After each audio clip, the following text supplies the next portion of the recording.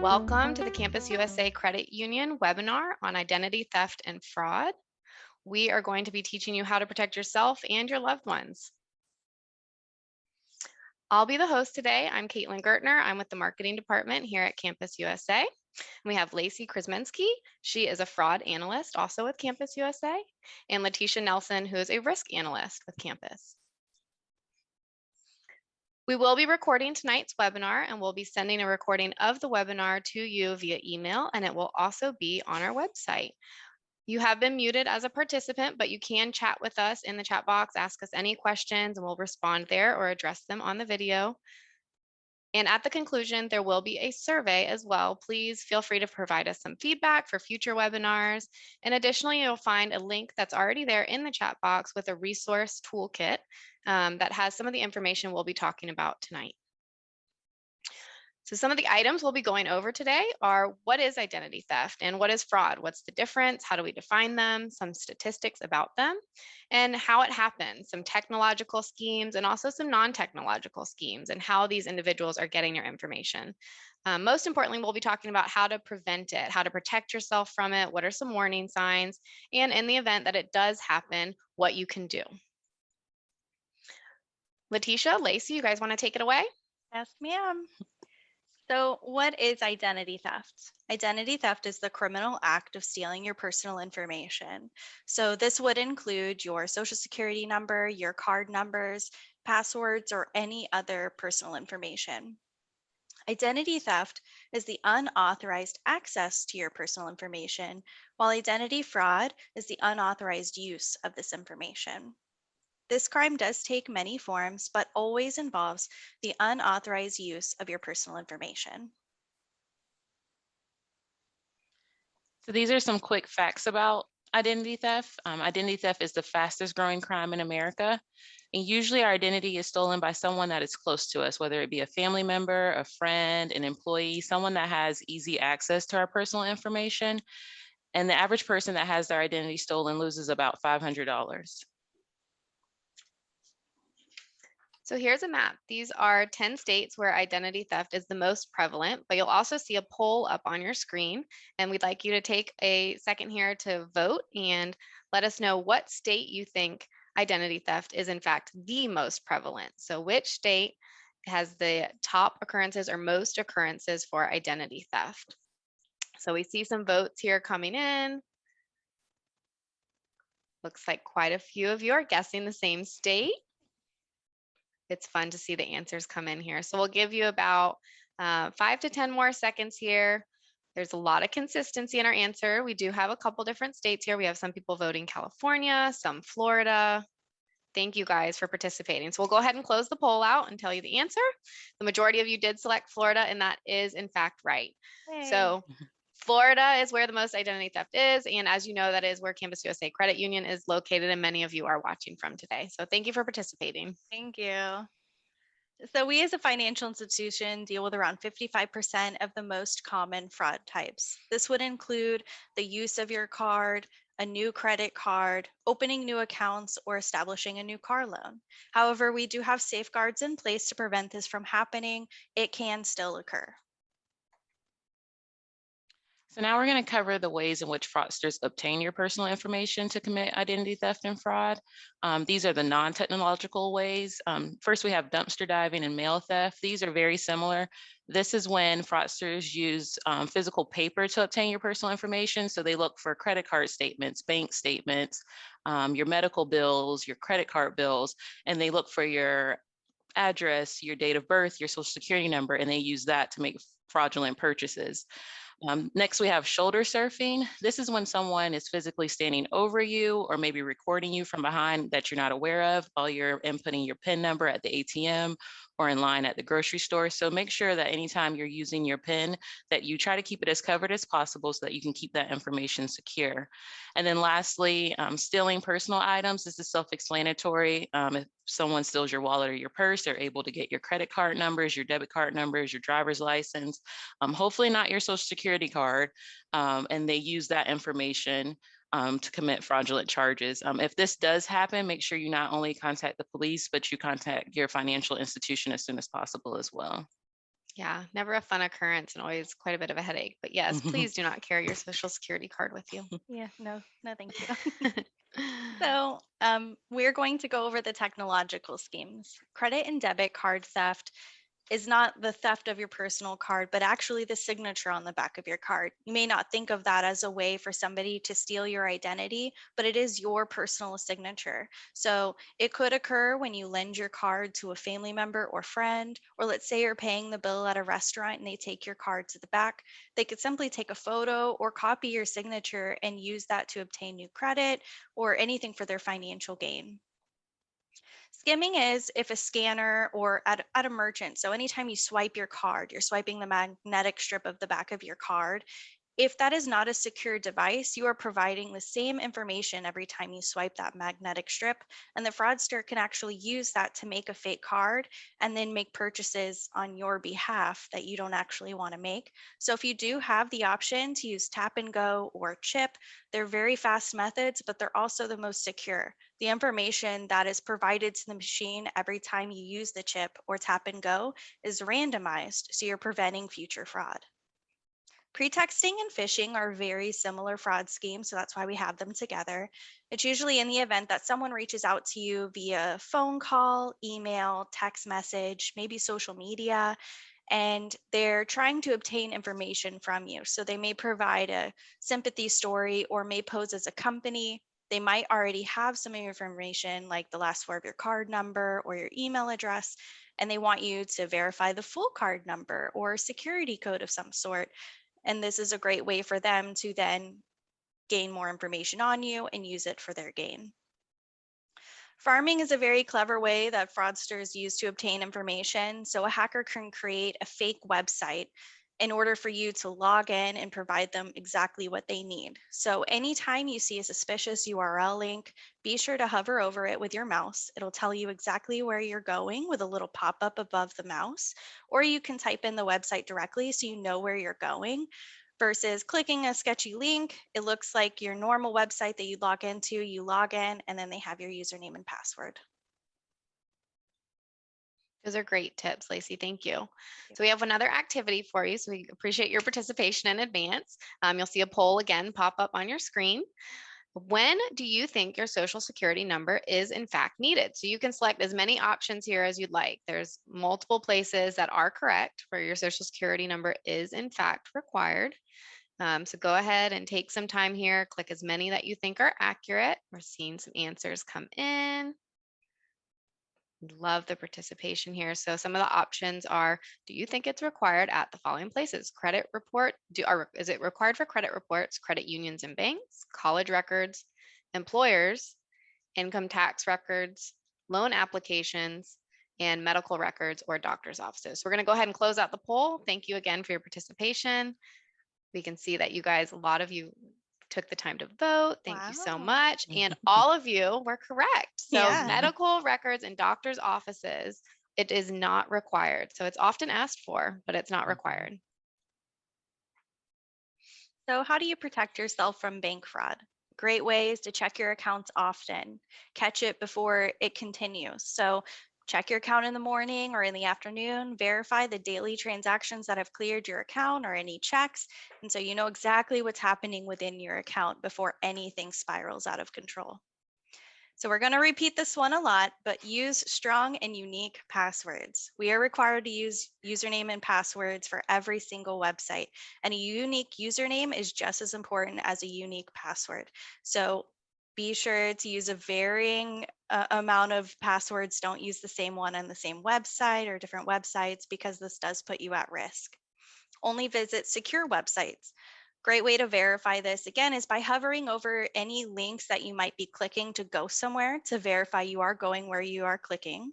And then also before the www dot, you will see HTTPS. The S actually stands for secure. So another great way to know that the website you're on is secure. Just don't give anybody information that they don't need. So if somebody calls you, texts you, emails you, reaches out to you via a social media platform, if they're asking too many questions or trying to fish for information, when in doubt, call the company directly or just don't comply. Be sure to use EMV chips and tap and go. They're very fast. And like I said earlier, it's a random amount of information that's being provided every time you use the chip or the tap and go versus the magnetic strip, which is always the same information. So we want to minimize paper trail. So sign up for direct deposit and then pay your bills electronically. Don't write paper checks or deal with paper checks if you have the option to do so. So if your employer wants to pay you with physical checks, see if there's an option for direct deposit that protects you and the employer, as well as writing physical checks to pay your bills. See if you can sign up for bill pay. It's something that campus offers. It's a great way to pay your bills electronically versus mailing a check that could be stolen or end up in the wrong hands, as well as signing up for account alerts and e-statements. This is a great way to be notified if somebody attempts to log in. Even if it's yourself, it'll tell you that you're logging in. So that's kind of a nice comfort blanket. But it's a great way to just stay on top of things. If somebody attempts to log in, you'll be notified and you can take care of it immediately. And e-statements is also just a great way to minimize your paper trail. You're not receiving personal information in the mail that could end up in the wrong hands. Yeah, it's all great information. Not too long ago, it was thought that, well, I don't want to pay my bills online. I don't think it's secure. And it's come a long way. It's very secure. It's often much quicker as well. Same for direct deposit, right? Versus getting a check from your employer. So it is safe, it is secure, and it is efficient as well. So also as a friendly reminder, if you do have any questions, please go ahead and just pop them in the chat box and we will do our best to address them here on the webinar or in the chat as well. So these are the ways that you can protect yourself from computer fraud. Make sure that you install the latest, you have an up-to-date antivirus software on your computer, and make sure that any software or browser systems that you're using are up to date as well. Protect your Wi-Fi at home, make sure it's password protected, and you can also use the added precaution of using a VPN. And then again, like Lacey mentioned before, and we will mention again, use strong passwords and use a variety of passwords. One important thing to remember is be mindful of the email content that you have, not only not clicking suspicious links like Lacey mentioned, but also being mindful of the email content that you send out. With the holidays coming up, if your sister reaches out to you to buy your mom a gift for Christmas, don't send your debit card or your credit card information in an email. That's just an added way that fraudsters can obtain your information if they were to compromise your email. If you do feel like your computer has been compromised, go ahead and freeze your credit. And then they also offer ID theft monitoring services, and they will do all of these tasks for you for a monthly subscription fee. And let's also make sure that we're protecting ourselves from medical fraud. Medical bills can be very confusing, so make sure that you're reviewing your medical bills and that you are actually being billed for the services that you are provided. Make sure you're also checking your credit report for any delinquent medical bills, and are they actually for services that you are provided, or is it misinformation? And then if you have any questions, don't be afraid to contact not only your insurance provider, but your doctor's office or your hospital, wherever you are provided care. Ask questions. It's better to ask too many questions and make sure you're being billed for the correct things than not to ask enough questions and then you have a delinquent medical bill on your credit report. Definitely. Even planned procedures are confusing. You have the hospital bill, you have the doctor's bill, you have the anesthesiologist's bill, and it gets to be a lot to keep track of. So definitely use your resources, talk to the facility in which you were treated at the hospital. They often have departments and people that can help sort you through all that and make sure that you don't miss any and have some delinquent bill on accident. Exactly. So this is my favorite topic, which is social networking fraud. We all use it. It's a great way to stay in touch with each other, especially during the pandemic. We're missing that connection. And so we're looking to connect even more through social media platforms, but it also puts us at a great risk. So if you have the option and your profile is public, set it to private so you minimize who can actually see the information you're sharing. But also still be protective of the information you're sharing, even if your account is private. So make sure when you take photos of your new car or your brand new house, you're not sharing accidentally your house number, your street address, your license plate number, things that we wouldn't typically think about because we trust who we're sharing the information with. But if it ends up in the wrong hands, it could be used against you. Another thing too is the fun little surveys of sharing information and making connections with others. What's your favorite color, your favorite food, your first car, your favorite pet?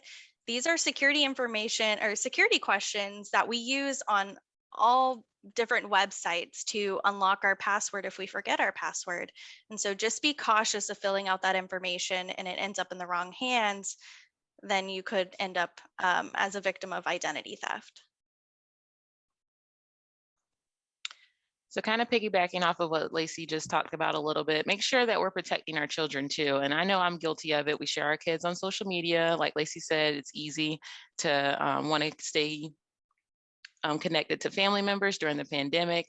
So, but I know oftentimes if you make a post for your child's birthday, now everyone has access to when their birth date is. So just be mindful to keep their information secure. That includes social security numbers, their birth dates, and keep it secure from family members. Like we mentioned before, it's usually those that are closest to us or that have access to our personal information in which our identity is stolen.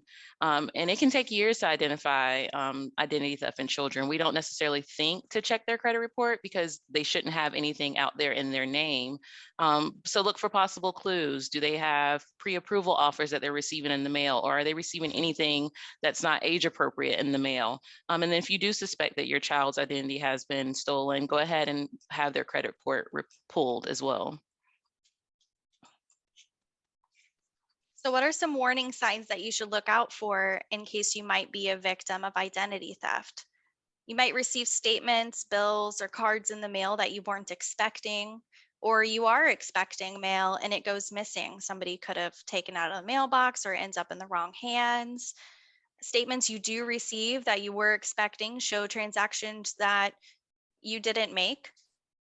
You apply for a loan and typically you've never had an issue getting approved, but suddenly you're declined. And then when you do get a chance to review your credit report, there's inquiries showing that you didn't do, there's debts that show owed that aren't yours, or even just as simple as your personal information, your name, your address, or your date of birth could be incorrect.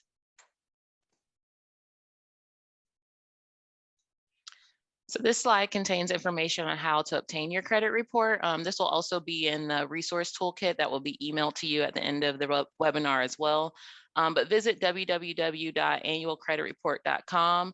And remember that during the COVID-19 pandemic, the three major credit bureaus, Equifax, Experian, and TransUnion, they are offering free weekly online credit reports. So make sure to take advantage of that while they're still offering it.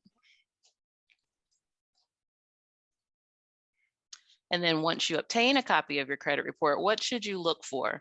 So review the credit report, look for unknown information as well as misinformation. Are there any loans that don't look familiar to you?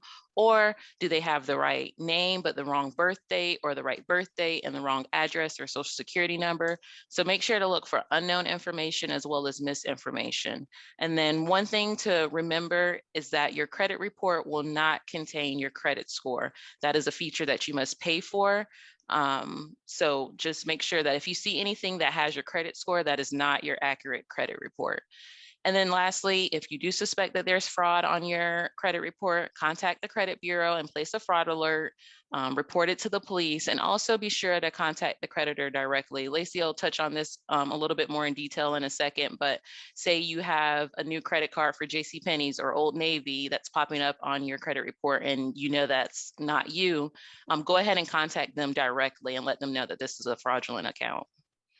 Yeah, and just to reiterate kind of what Letitia said is you may have something like an app for your credit card and it might show you a credit score and it's a rough estimate of what it anticipates your score may be. That is different than your credit report. So your report is a line item history of items that affect your credit score, and the report does not have the score on it. Those other items might. So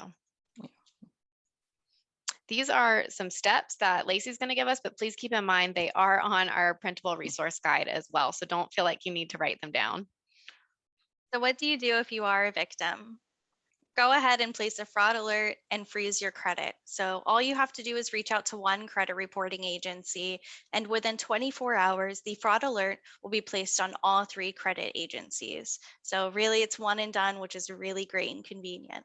Placing a freeze on your credit is another option. And what this entails is if somebody were to try to pull your credit, as well as you go to apply for a loan, your actual credit report would have to be unlocked for the lender to be able to pull that information. So while it is a mild inconvenience in order to get your credit pulled if you are personally applying for a loan, it does protect you in the event that if somebody else were to try to do so, they unfortunately wouldn't be able to, which is great.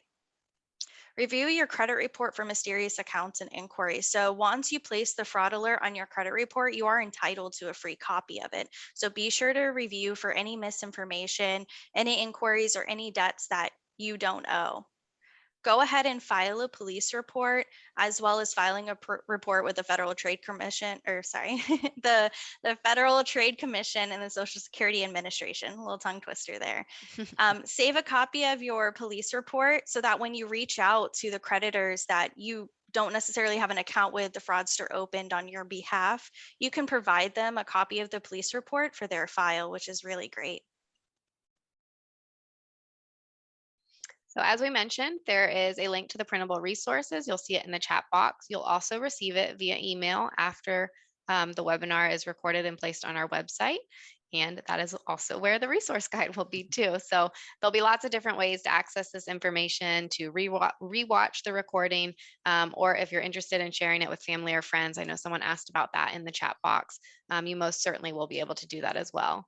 If you have any additional questions or comments, please go ahead and put them in the chat box now. And as I mentioned, as we close out this webinar, there will be a brief survey that pops up afterwards. We'd love any feedback that you guys are willing to give us for future webinars. So thank you for joining us. I'm not seeing any questions here, so we'll go ahead and close it out. And like I said, you will see that survey there. Thank you again. Have a great night, everyone.